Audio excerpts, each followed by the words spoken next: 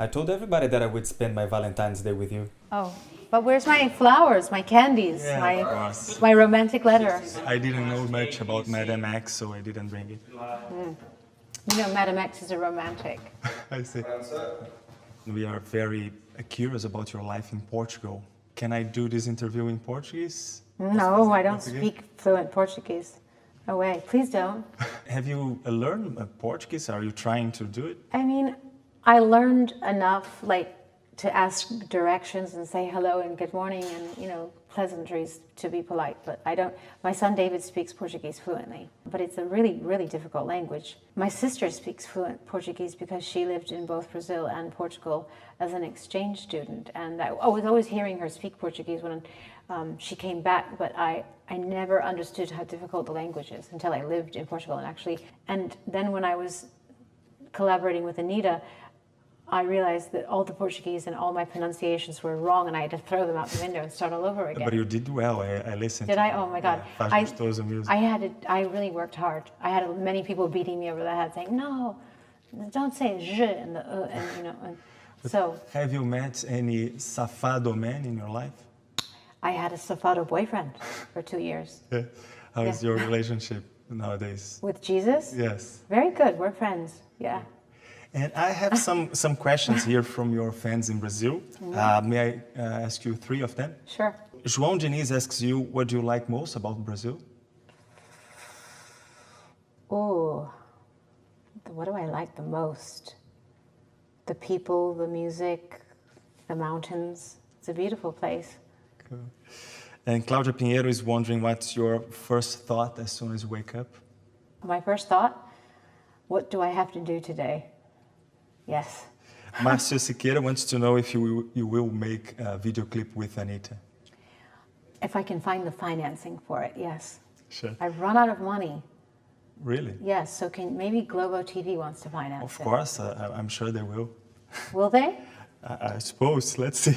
Okay, don't say things you don't mean. I have a message from Anita. Do you want to check it out? Oh, yeah. Okay, so. Hi Madonna, it's me Anita. First of all, let me repeat everything I told you when we were together. Thank you so much for everything. It's an honor, it's a pleasure. You're changing my life forever. You changed when we were together with your words, with your energy and everything. It's an honor and a pleasure to me being part of this amazing project. I'm super excited. Loving everything that I've seen so far. And I want to say happy launching, happy everything. I love you and congrats. Oh, and me and all the Brazilians, we want to know when you're coming to Brazil. Sure. Cute. Yes. She's great. I love her. And when you are going to Brazil, do you have a plan? I hope that I could bring my theater show there. So I don't know. Let's first get this video underway, okay?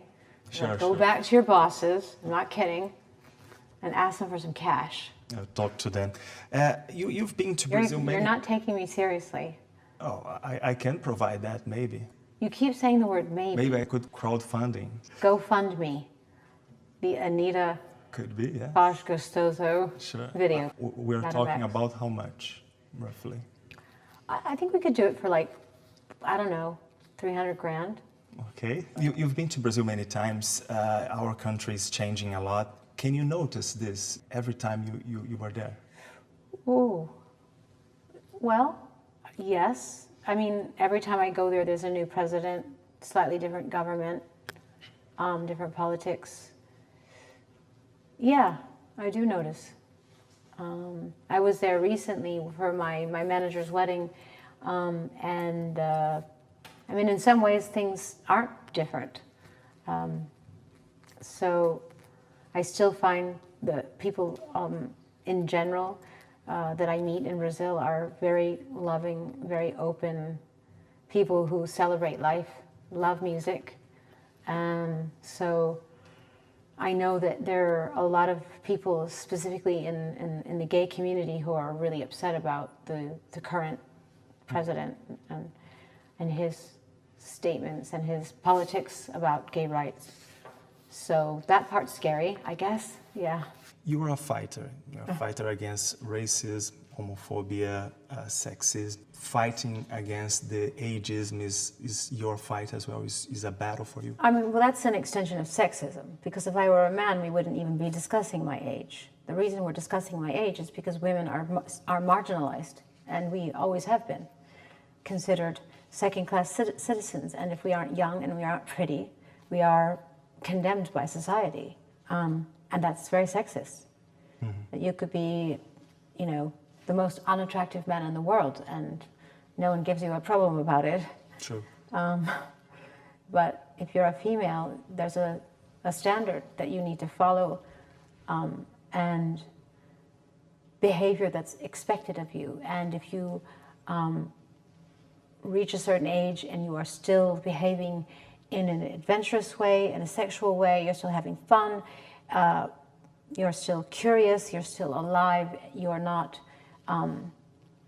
you are looked down on, and you are discriminated against, and you are persecuted, and it has everything to do with being a female. So it's just the ongoing saga of sexism and hatred towards women. Yeah. You wrote Sex, that book, and it was like a defense of women. They could do whatever they want with their bodies. Nowadays, there are some feminists saying that that could be an objectification. Do you agree with that? Do you think that women still should do what? I think the point of that book, publishing that book, we should have the same rights that men have when it comes to objectifying our sexuality and portraying ourselves in whatever way that we choose to sexually, that we have the same sexual freedom, the same freedoms that men have. So really it's about, we're not asking for something extra, we're asking for the same that men have. Now, men for centuries have been able to objectify and sexualize women, but women haven't been able to do that for themselves. And so the whole point of me publishing that book was to encourage women to do that for themselves. You have this music that is pushing the boundaries. Is it a mission or a burden for you? It's a mission, it's an honor, it's a duty, it's a privilege. Do you see someone like with you in this sort of march? Like an artist, someone who is... Who's also fighting for freedom? Yeah,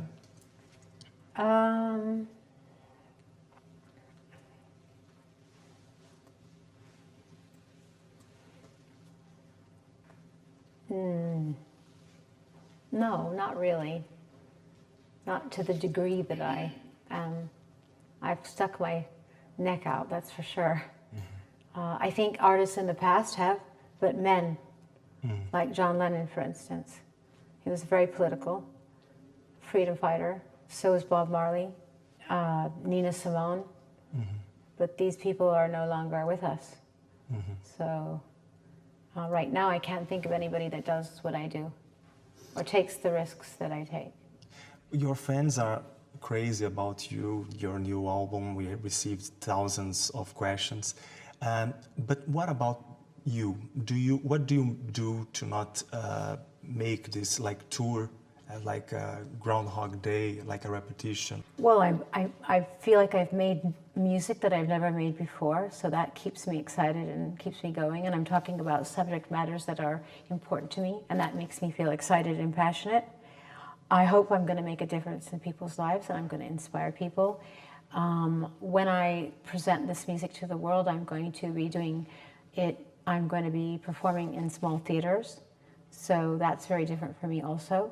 It's a very intimate group of people, and I'm looking forward to it. Madonna, muito obrigado. Thank you so much. De nada.